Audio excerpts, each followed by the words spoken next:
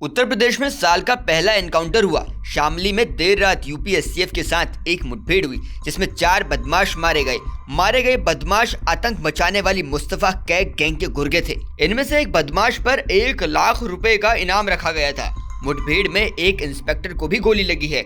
जख्मी इंस्पेक्टर को इलाज के लिए करनाल के अमृत धारा अस्पताल में भर्ती कराया गया था, जहां उनकी हालत गंभीर होने पर उन्हें गुड़गांव के मेदांता अस्पताल में रेफर कर दिया गया है। जानकारी के मुताबिक ये मुठभेड़ शामली में 20 जनवरी की रात करीब 2 बजे हुई। जैसे ही पुलिस को ये जानकारी मिली तो देर रात मुस्तफा कग्गा गैंग के गुर्गे इलाके से गुजरने वाले हैं।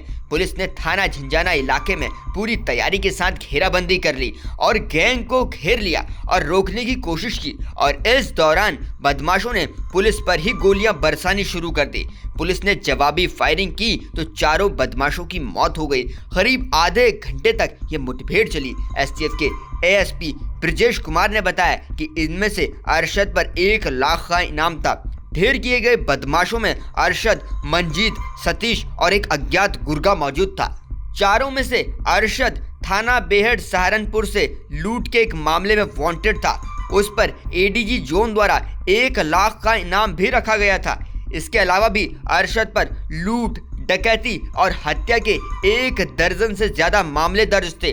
अरशद लंबे समय से पुलिस के लिए सिरदर्द बना हुआ था। सहारनपुर और आसपास के जिलों में उसकी सक्रियता ने पुलिस को चुनौती दी थी। उसके खिलाफ सहारनपुर, शामली, मुजफ्फरनगर और हरियाणा के पानीपत में विभिन्न धाराओं के तहत मामले दर्ज थे उस पर, जिनमें 302 यानी हत्या का मामला, 395 यानी डकैती का मामला, 397 यानी आर्म्ड डकैती का और गैंगस्टर एक्ट जैसे गंभीर आरोप भी शामिल थे। अब हम आपको ये बताते हैं कि आखिर ये मुस्तफा कग्गा गैंग था कौन, जिसने इतने सालों से पुलिस की नाक में दम कर रखा था। दरअसल आज से करीब 14 साल पहले 2010 में शामली जिले में 2 पुलिस वालों की नजर मुस्तफा उर्फ कग्गा की गाड़ी पर पड़ती है। पुलिस चेक पोस्ट में उन्हें रुकने का इशारा करती है, लेकिन कग्गा ने कार रोकते ही पुलिस पर फायरिंग कर दी और इसमें एक पुलिसकर्मी की मौत हो जाती है। इसके बाद मुस्तफा फरार हो जाता है। वो लगातार पुलिस से बचने के लिए अपने ठिकाने बदलता रहा, लेकिन पुलिस के हाथ 1 साल बाद सफलता हाथ लगी जब सहारनपुर में मुस्तफा मारा गया। बताया जाता है मुस्तफा छिपने के लिए अपनी साथी गुर्गों पर ही भरोसा करता था। उसका सहयोगी कुख्यात मुकीम काला ने छिपने के लिए शामली के कैराना इलाके में कई अड्डे बनाकर रखे थे। साथ ही पुलिस की दबिश के दौरान ये कुख्यात सहारनपुर के अधिक आबादी वाली जगहों का इस्तेमाल करते थे और साथ ही ऐसी जगहों को चुनते थे जहां के लोग उन्हें छिपने में भी मदद कर सकें। मुस्तफा के मारे जाने के बाद मुकीम ने कग्गा गैंग की कमान संभाली। मुस्तफा के एनकाउंटर के बाद मुकीम काला और साबिर ने एक के बाद एक कई वारदातों को अंजाम दिया। व्यापारियों के ऊपर कई बार फायरिंग की और दहशत फैलाई। शिव कुमार और राजेंद्र नाम के व्यापारियों की सरेआम हत्या के बाद लोग इनसे डरने लगे थे। पुलिस लगातार इनको पकड़ने की कोशिश में जुटी रही, लेकिन कहते हैं ना कि एक न एक दिन तो अपराध करने वालों को अंजाम भुगतना ही पड़ता है। वही हुआ। मुस्तफा और उसके सहयोगियों को पुलिस ने साल 2015 में सलाखों के पीछे डाल दिया। करीब 6 साल जेल में सड़ने के बाद एक शूटआउट में मुकीम काला भी मारा गया।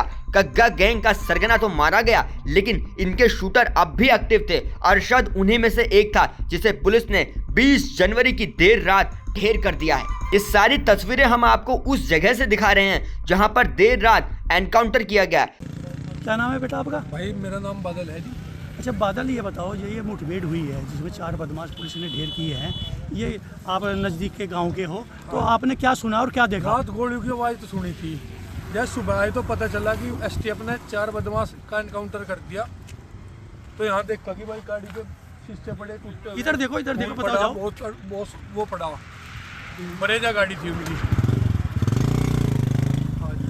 तो सब बदमाश, सब कग्गा गैंग के बदमाश बताई जा रही थी। कग्गा गैंग का बड़ा आतंक था हमारे यहाँ पे। अभी कुछ टाइम पहले ही कग्गा गैंग ने एक यहाँ का सचिन पुलिस में था, उसका भी वो भी मार दिया था 2011 में। 2011 के लगभग। हाँ जी। और क्या मालूम है आपको? लूट पाट बड़ी होती रहती थी यहाँ जब से योगी जी आए। जब से योगी जी ने मजा बांध रखा, ना कहीं लूट देखने को मिलती, ना कहीं कुछ मिलता। रात के टाइम भी बड़े ऐसे शांत माहौल में चले जैसे दिन में चल रहे हो, अपने घर में घूमे ऐसे सड़क पर घूम सके रात के टाइम पे। फिलहाल आप कमेंट सेक्शन में लिखकर बताइए कि इस गैंग के खात्मे पर आप क्या कहते हैं। क्राइम से जुड़ी खबरें आसान भाषा में जानने के लिए आप जुड़े रहिए जनसत्ता के साथ।